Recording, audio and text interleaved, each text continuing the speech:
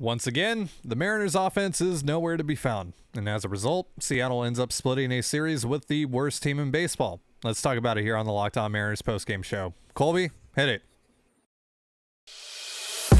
You are Locked On Mariners, your daily Seattle Mariners podcast, part of the Locked On Podcast Network, your team every day. What's up, everyone? Welcome to the Locked On Mariners postgame show. It is Wednesday, August 24th, 2022, and thank you so much for making us your first listen after the game. We are free and available on all platforms with new episodes dropping every Monday through Friday. I'm your host, Ty Gonzalez, joined as always by my co-host, Colby Patnode. We cover the Mariners over at InsideTheMariners.com for Fan Nation over on the Sports Illustrated Network.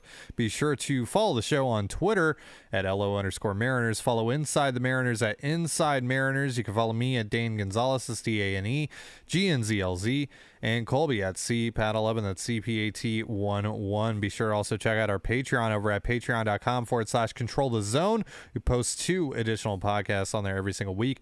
And if this is your first time joining us here on the Locked On Mariners podcast, welcome to the show. If you like what you hear, give us a follow or subscribe wherever you're listening to this.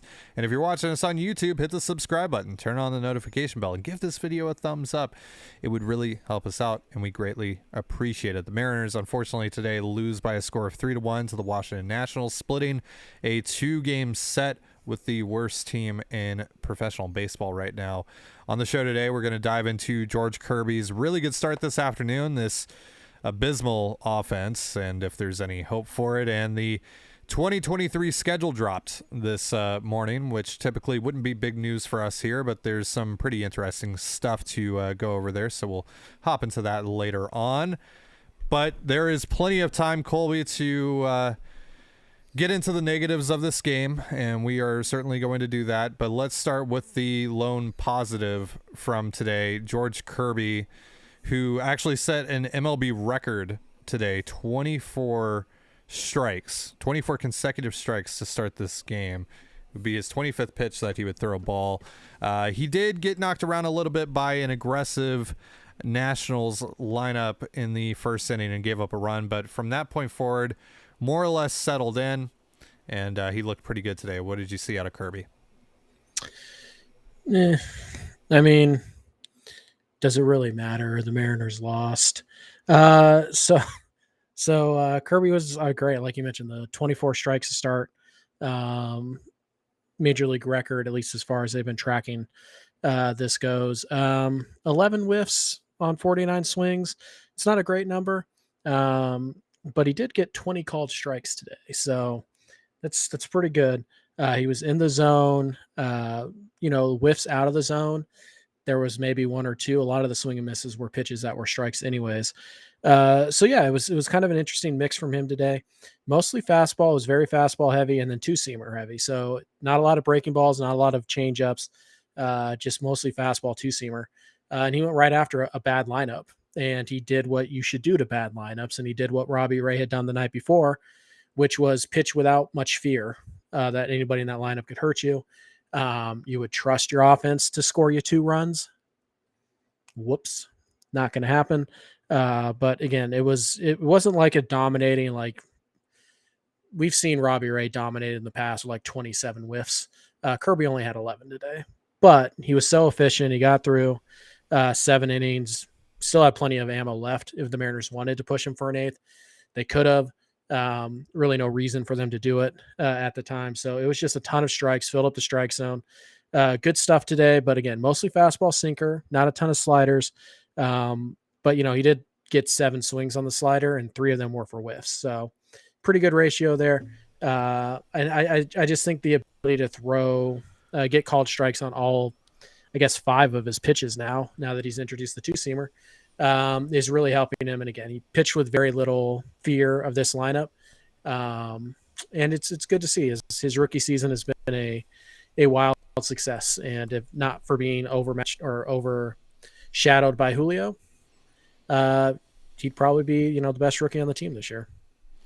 And today he not only set an MLB record for the most consecutive strikes thrown, but also became the 3rd fastest starting pitcher in Mariners history to reach 100 career strikeouts in 18 start. So a really nice day for Kirby. And with the whole thing about his pitch count or his innings count and how, he might need to be shut down this season or how they're going to have to manage that, et cetera, to avoid shutting him down this season, it doesn't seem like he's tiring out, though. The later we get on into this year, it actually seems like he's improving, like he's getting better. Are you seeing that as well? Yeah, the thing about Kirby is that there's a big idea that innings pitched is how teams, try and manage. And, you know, the young arms in this example, innings pitched doesn't really matter as much as pitches thrown and high stress pitches thrown. Kirby doesn't have a lot of those. He doesn't have a lot of 20 pitch innings. He doesn't walk two guys and have to pitch around trouble that often. So when Kirby throws 85, it's usually a pretty easy 85. And we've seen him be capable of, the Rangers started through 45 pitches in 5 innings and they took him out. He's capable of being extremely efficient because of his control and command. So I actually don't think there's really any reason for Kirby to slow down. If it happens, fine. It's hard to blame him.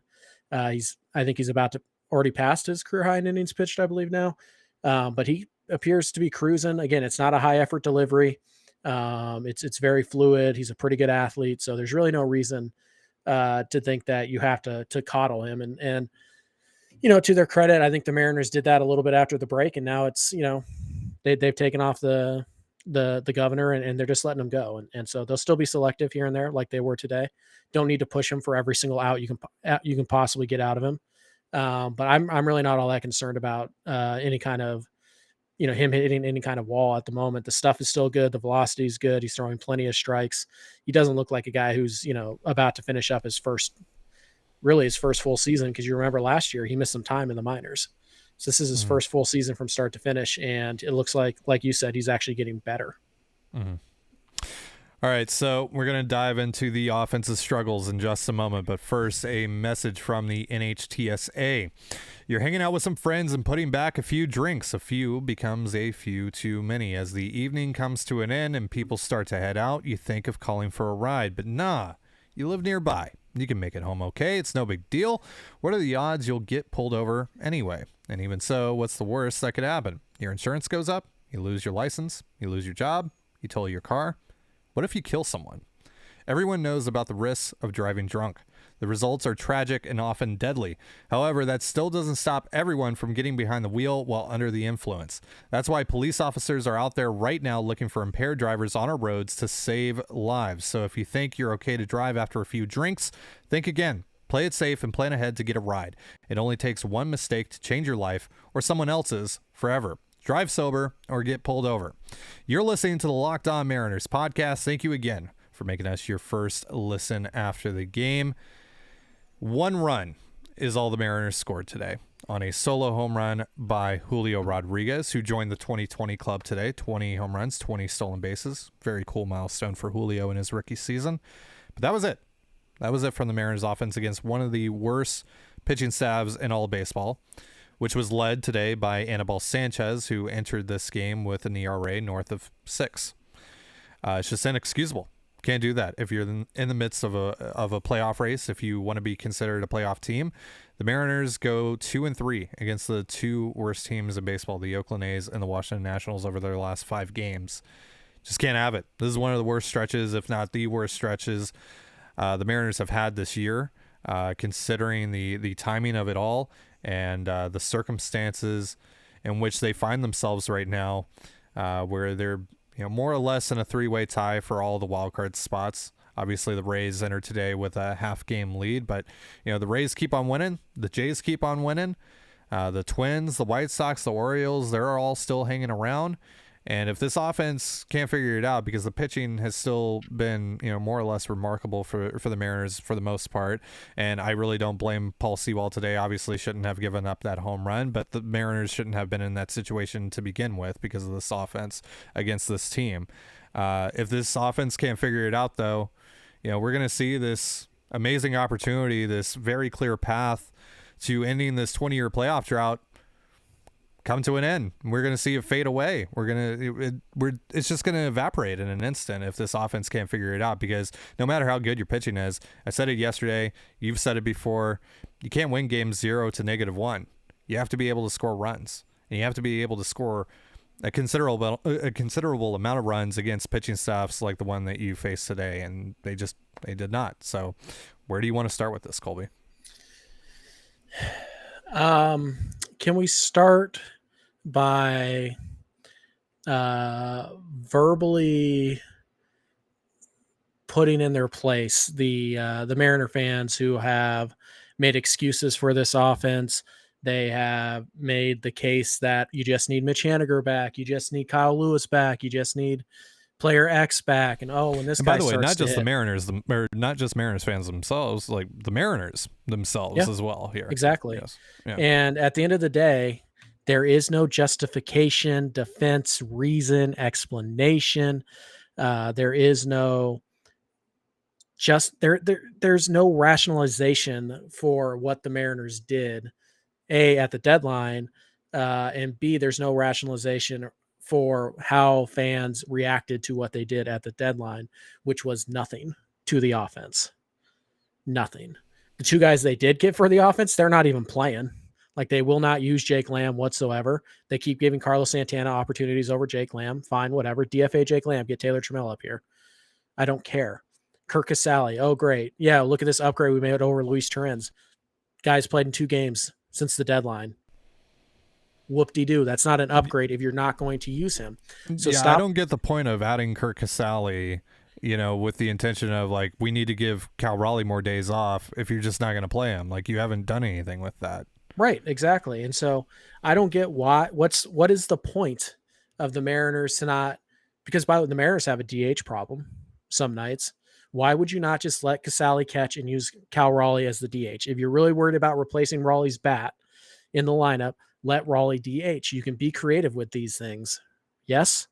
Why is Dylan Moore getting at bats against right-handed pitching? We talked about this yesterday. He's terrible against right-handed pitching. He should not be getting at bats against them. The Mariners put him in the lineup today. There was no reason for them to do that. Adam Frazier didn't need a day, as far as we know. There's just no reason whatsoever for Dylan Moore at this stage to be getting at bats against right-handed pitching. There's no reason not to use Jake Lamb against right-handed pitching, especially when the other guy that you're using right now that he would be taking at bats away from is probably Carlos Santana. And if you don't think that Jake Lamb is a better bet to hit against righties than Santana, then you should DFA him and call up Taylor Trammell. You cannot sit here and just look at this offense and go, oh, well, we'll figure it out, because you haven't. We're closing in on month 6 of this season, and the offense has never been consistently good, with the exception of the 14-game win streak. And even then, there were some real clunkers in that mess. You cannot sit here and say, well, Julio this and Mitch this and Ty France this. Those things are predictable. Julio going through a slump is predictable. Ty France going through a slump is predictable. Mitch Haniger getting hurt is predictable. And the Mariners did nothing either this winter, really, or at the deadline, to kind of protect themselves from those possibilities. And then you compound on top of that, Jesse Winker not having a good year, although he did have a good day today.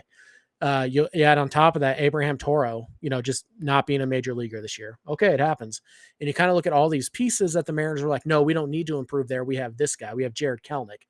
We're not going to count on Kyle Lewis for anything, but in reality, we're going to really kind of count on him to carry the load at DH in June and July. Oh, he got hurt again. What do you know? So the idea here that anybody should be defending the Mariners, should be justifying what the Mariners chose to do at the deadline, should be trying to rationalize how this offense is magically going to get better when there's no serious additions coming. Just trying to explain away all these struggles, which, it's just baseball. The Mariners have scored 10 runs against 4 of the worst starting pitchers in baseball this year. Eric Fedde and Anibal Sanchez are not good. And neither are the 2 schlubs that the Oakland A's threw at them. They are not good. They should not be pitching that well against your baseball team. They've scored 10 runs in the last 4 games. They have gone 2-3 against the 2 worst teams in baseball. That's not hyperbole. They are literally the 2 worst teams in baseball.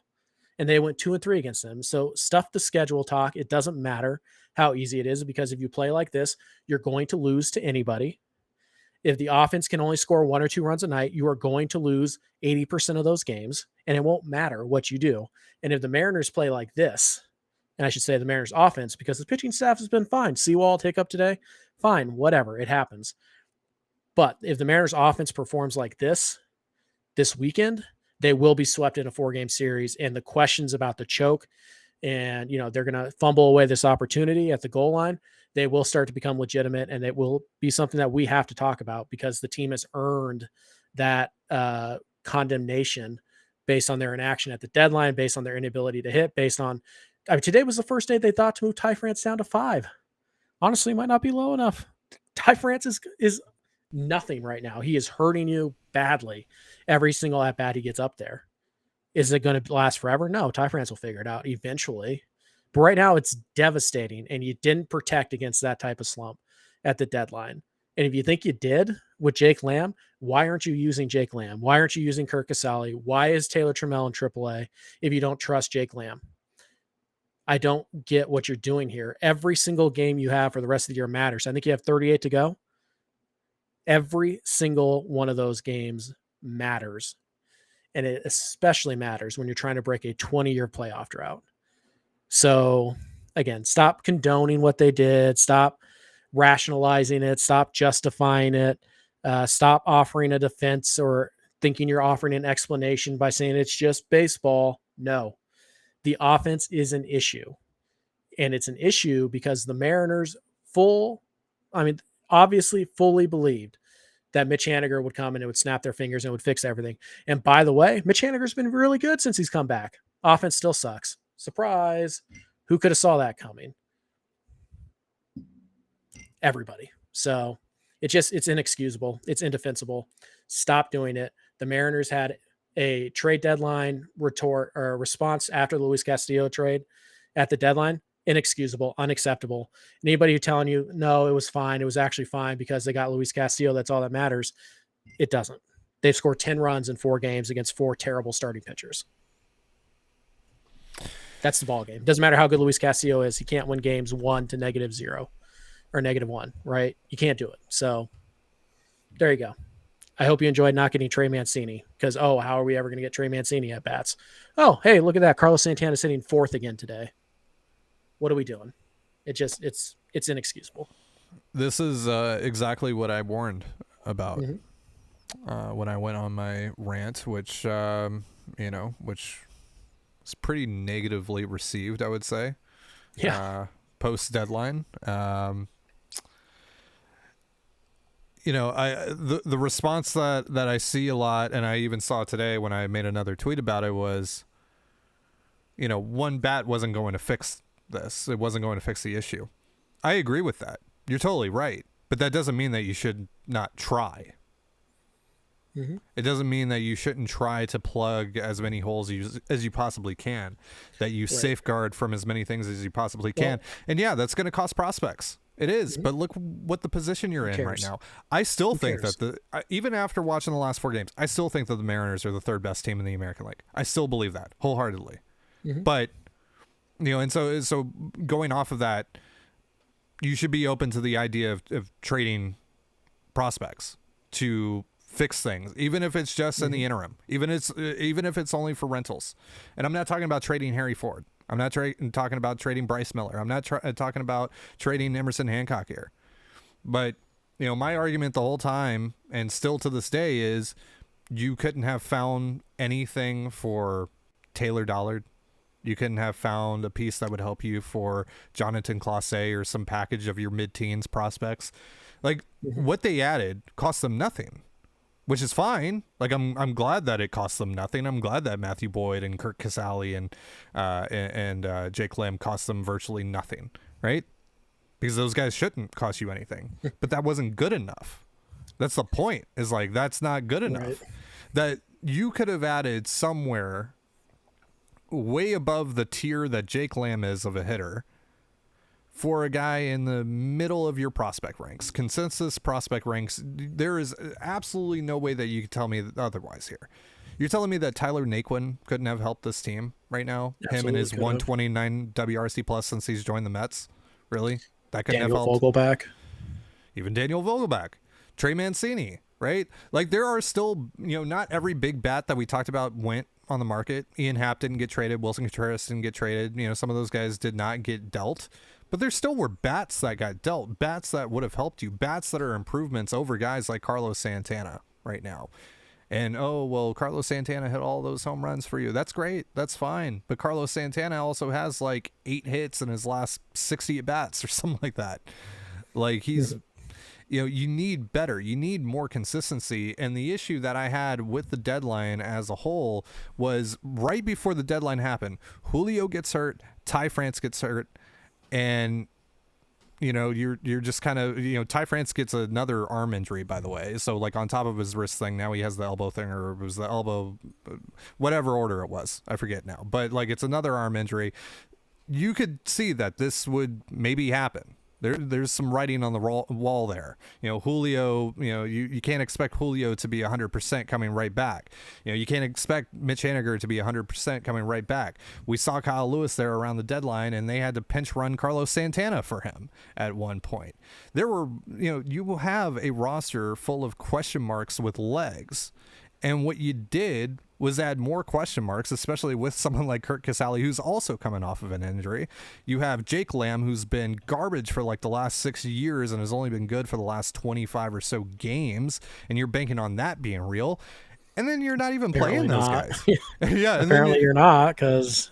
And then you're not even playing those guys. You cannot tell me that there wasn't a hitter out there better than Carlos Santana that you could have added for relatively cheap, for something that's not going to kill you down the road, for something that's not going to hurt you when you make that deal. There is no possible way that you couldn't have done that. So this is what I warned against. At the end of the day, though, I get it. This wouldn't have, a bat or even 2 wouldn't have necessarily fixed this, but it would have at least helped. It would have at least put you in a better position to survive this. Right. Well, that's the thing, is that if you believe that the Mariners are the 3rd best team in the American League, which you do, adding a bat not only closes the gap between the top 2 teams and you, it also closes the teams that are further back behind them. It's not just about trying to sneak into the playoffs. It's not trying to hold off the Tampa Bay Rays. It's about trying to run down the Houston Astros and the New York Yankees. And I just find it funny that the people who are telling you one bat wouldn't have changed anything are the same people who told you that, well, Mitch Haniger will come back and the offense will be amazing again. I thought one bat couldn't change anything. So if you're one of those people and Mitch Haniger will fix it, and then you go, well, I guess not, but I guess one more bat wouldn't have helped. And by the way, Mitch Haniger's been good since he got back. He's been a lot better than I honestly expected, yet the offense isn't fixed, right? Didn't have a good game today. Didn't have a good game today. I mean, really, no one did. But Jesse had a good day.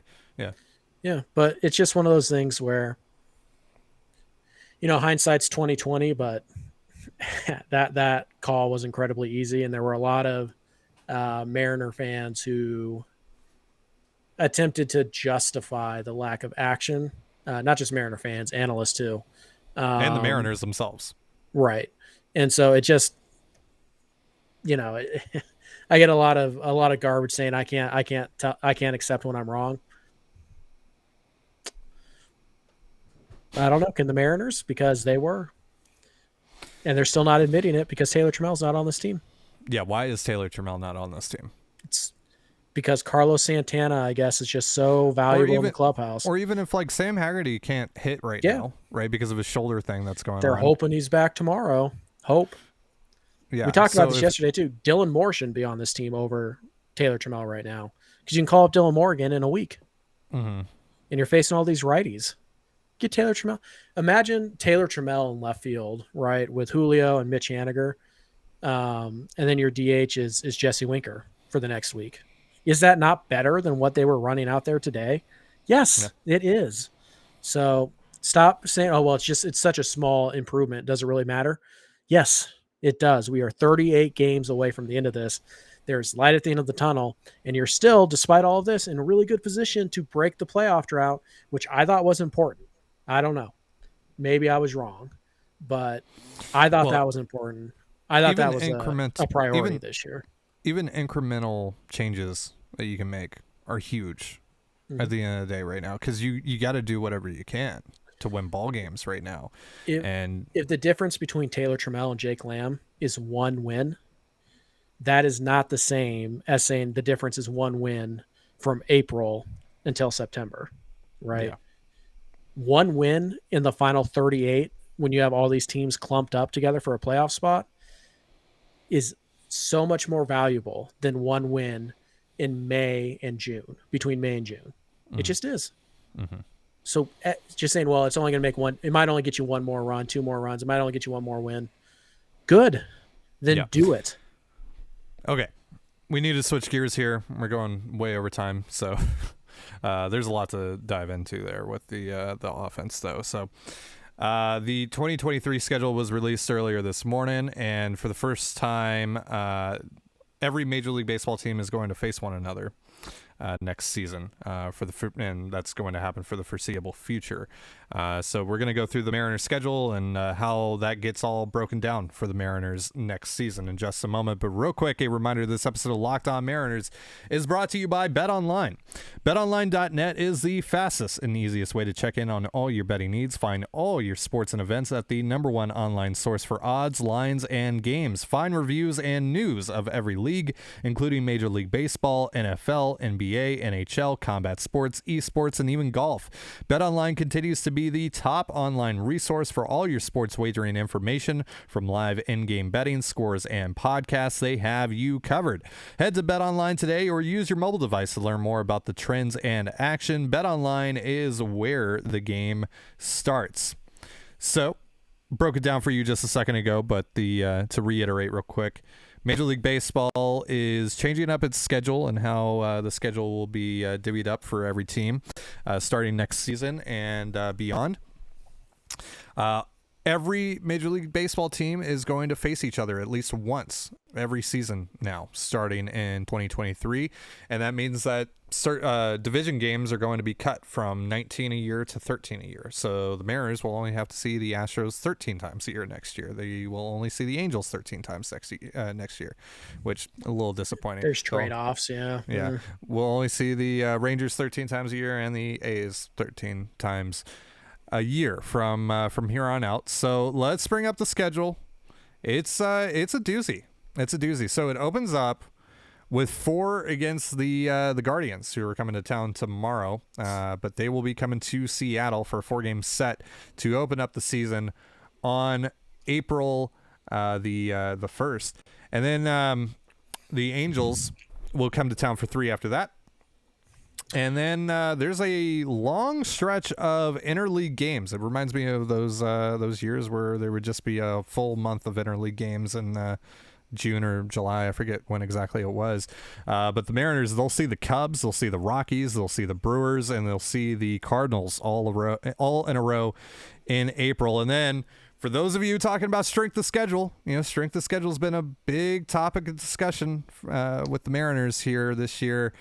It's not going to be anywhere near as easy, at least on paper, next year. September, the Mariners get series against the Mets. They get series against the Rays.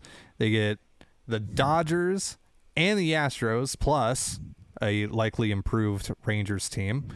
And that's going to be not super fun, at least on paper. Here's how the National League games break down for the Mariners. So they're going to be going on the road to see the Cubs, the Phillies, the Braves, the Padres, the Giants, the Diamondbacks, the Mets, and the Reds. And then coming to Seattle.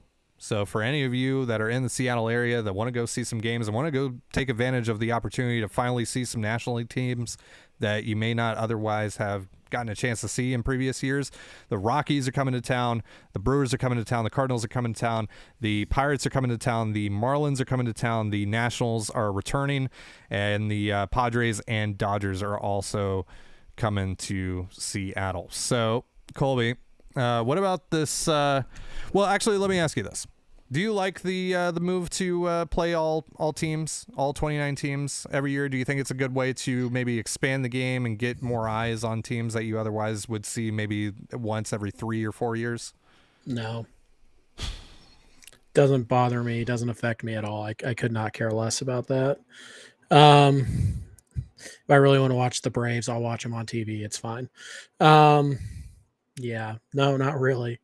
I don't think it's a bad idea. I just don't care. I guess it'll be cool to see the Mariners back at Wrigley, but I don't really care that much. The interleague thing has never really mattered to me. Plus, you get to see Colorado. That's one of the teams you get to see come into Seattle. Ugh, whoop-de-doo. Can't wait to see the Colorado Rockies. Who are they going to throw $200 million at to suck for them this offseason? I don't know. But I think overall, yeah, the schedule in terms of like playing everybody, I think that's fine. Like I think you can go with less divisional games. I think that makes sense. There's not really a ton of like rivalries in baseball that, except for Red Sox Yankees, that is like you're going to be sad that they lost games from that rivalry. Like, do we really need 19 Orioles versus Rays games? No, we don't. So yeah, seeing Yankees Dodgers maybe a little bit more often, seeing the Mariners going to Chicago to play the Cubs, or I don't, maybe like Atlanta Houston is a fun like series.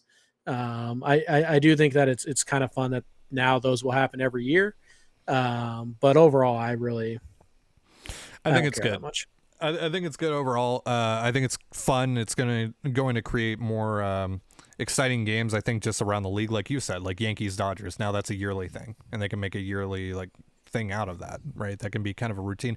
It can be basically how the NBA has done it with their schedule, where every team has played each other at least twice, I believe.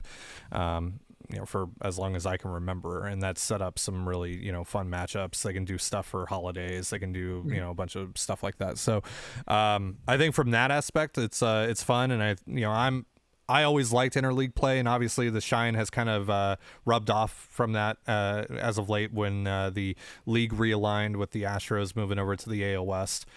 So that's become more common playing teams in the National League for the Mariners side of things. Sure. And also it's more spread out, right? Because like I said earlier, they used to do it just in 1 month, where all the interleague play would happen in just 1 month, and then there would be like a 2-game set with like the Padres sometime in May, but that was really it. Now they have it spread out. It's just kind of at random because they have 15 teams in each league. There always has to be an interleague series at one at a given point in time in the season. So that's kind of taking the shine off of it. So I like the opportunity to see more National League teams. I will become a much bigger fan of this charade if we get a Sandlot game. I want Dodgers Yankees in California. I want the original cast, except for the one who's been arrested. I want them there. All right, I want to see, is Benny no, Benny's not the one who got arrested. I want to see him like, I don't know, like do what you did for Field of Dreams, but do it for the Sandlot. And I know that like that Sandlot field doesn't like exist, right? But like just make one. All right, it's not that hard. You're $8 billion industry. You can figure out how to make a freaking Sandlot field somewhere in California, and just play that type of game. It'll be fun. And I do like the Field of Dreams game. I think it's a fun idea that they came up with, and I would like to see them expand it. So I think for me, naturally, the next place I think of, for baseball movies, for games to be played, that I should say is the Sandlot. So yeah, I hope they do that. If not, then I will not care, because this schedule is about as useful as people trying to say that I was wrong about something that I'm not wrong about. It can go in the trash. I don't care. I couldn't care less about the schedule. Could you tell? I no, had no idea. I just oh man, look how hard September is. Is it going to be hard? I don't know. Is it? DeGrom might leave the Mets. What if Scherzer's hurt? What if they just collapse? What if they're the Angels next year? I don't know. I don't care. Talk to me in September next year. Then I'll know. But until then, like, is it good that they're starting against Cleveland? I don't know. Right. Might be bad. I don't know. That's going to do it for our show. I Thank just you so pull out much my for crystal joining us here ball. on the Locked On Mariners Where's podcast. Carlos Correa going to sign? Then I'll tell you. For Colby if I'd like Patnode, to I'm schedule Ty or Dane not. Gonzalez. Be sure to give us a follow on Twitter at LO_Mariners. You can follow me at Dane Gonzalez, it's DANEGNZLZ, and Colby at CPAT11, that's CPAT11. You can also find all that stuff in the description of this episode. And thank you again for making us your first listen after the game. Now make your second listen the Locked On MLB podcast. MLB expert Paul Francis Sullivan brings humor, passion, and unique perspective on every team and the biggest stories around the league. Follow the #1 daily league-wide podcast, Locked On MLB, on the Odyssey app, YouTube, and wherever you get your podcasts just like us. And with that, have yourself a beautiful baseball day, and we'll see you tomorrow. Peace.